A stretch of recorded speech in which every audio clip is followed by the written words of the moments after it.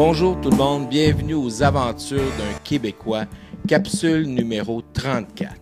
Aujourd'hui, je vous présente 5 expressions qu'on utilise au Québec.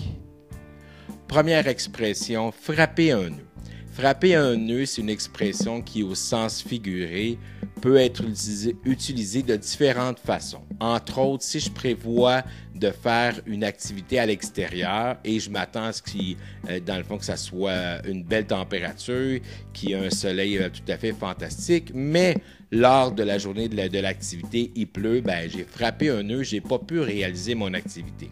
Mais ça peut être aussi, si je parle de quelqu'un, entre autres, qui veut réaliser quelque chose, qui dans le fond a un projet, a une idée, quelque chose qu'il veut faire, et là je pourrais dire, oh, il va frapper un nœud. Ça veut dire qu'il ne sera pas capable de réaliser cette activité-là, alors il va avoir une difficulté à réaliser ce qu'il avait prévu faire. Deuxième expression, donner son 4 habituellement, les gens au Québec ont un 4 de vacances. Ça veut dire tout simplement, quand les gens sont en vacances, c'est que l'employeur verse une somme de 4 sur leur salaire pour qu'ils puissent passer une semaine de vacances, pas seulement une semaine, j'espère, mais pour qu'ils puissent passer au moins 2 ou plusieurs semaines de vacances avec un certain montant d'argent. Par contre, si j'utilise cette expression-là en disant à mon patron, entre autres, je vais te donner mon 4 ça veut dire que je vais m'en aller. Ça veut dire que je vais quitter mon emploi. Je ne donnerai pas de l'argent à mon patron, mais je pourrais dire, oh, là, je pense que je vais te donner mon 4 ça veut dire que dans le fond, je vais quitter. Mais je pourrais aussi dire, oh, là, tu vas avoir ton 4 à quelqu'un, ça veut dire que j'ai l'intention, si je suis un employeur, finalement, de le mettre à la porte. Troisième expression, le boss des bécosses. Au Québec, probablement que le mot bécosse devient, dans le fond, a été transformé de l'anglicisme back house quand les toilettes étaient en arrière de la maison. Probablement, il faudrait que je vérifie, mais c'est ce qu'on m'a raconté. Et dans le fond, les toilettes, qui sont à l'extérieur de la maison, il n'y a pas d'eau courante, c'est pas nécessairement très salubre, c'est un peu une cabane en bois qui est très rudimentaire. Et dans le fond, ça veut dire que si on est le boss des bécosses, on n'est pas un patron qui est qui a un statut social très élevé.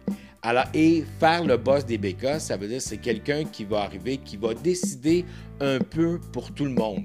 Oh, il fait son boss des bécosses. Ça veut dire qu'il pense ou elle pense que dans le fond, qu'ils vont décider, qu'ils vont gérer tout ça, qu'ils vont être le boss. Mais généralement, les boss des bécosses, c'est pas eux les vrais patrons. Ils pensent qu'ils vont être le patron, qu'ils vont contrôler ou qu'ils vont gérer ou bosser la situation, mais c'est pas eux. Quatrième expression, avoir des croûtes à manger.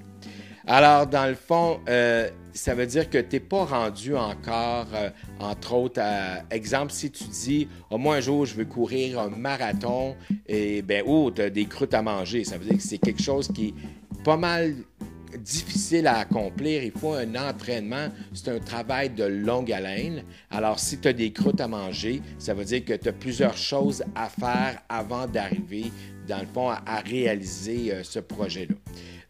Des fois, on peut dire aussi, quand on parle de force, mettons, je sais pas, moi, je fais un concours de tir au poignet avec quelqu'un, il est vraiment plus fort que moi, et l'autre peut me dire, ouf, tu as des croûtes à manger si tu veux être plus fort que moi. Fait que c'est, dans le fond, une façon de dire que tu as des choses à faire avant d'accomplir. Ça peut être un projet, un exercice physique, ça peut être quelque chose, dans le fond, qu'on a un peu à cœur, mais c'est avoir des croûtes à manger, c'est que tu as besoin de travailler pour être meilleur que ça. Cinquième expression, avoir les yeux dans la graisse de bine. Eh bien, tout simplement, on a l'air fatigué. C'est quelqu'un qui se réveille le matin, qui est un peu endormi, mais ça peut être aussi pendant la journée, qui est un peu somnolent, qui manque d'énergie. Oh, tu as les yeux dans la graisse de bine. On a l'impression que nos yeux sont collés, sont pas tout à fait brillants comme à l'habitude. Alors, c'est ça, avoir les yeux dans la graisse de bine. Et voilà, bientôt, je vous reviens avec d'autres capsules. C'était la dernière capsule des expressions qu'on utilise au Québec pour l'année 2023.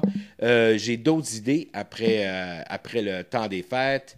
Et bientôt, s'il y aura une autre capsule vidéo, j'essaie de réaliser une autre capsule vidéo avec mes amis franco-américains. Et voilà, alors je vous laisse aussi avec quelques photos souvenirs de mon été 2023 et mes voyages de baseball. Alors, bonne fin de journée et à la prochaine.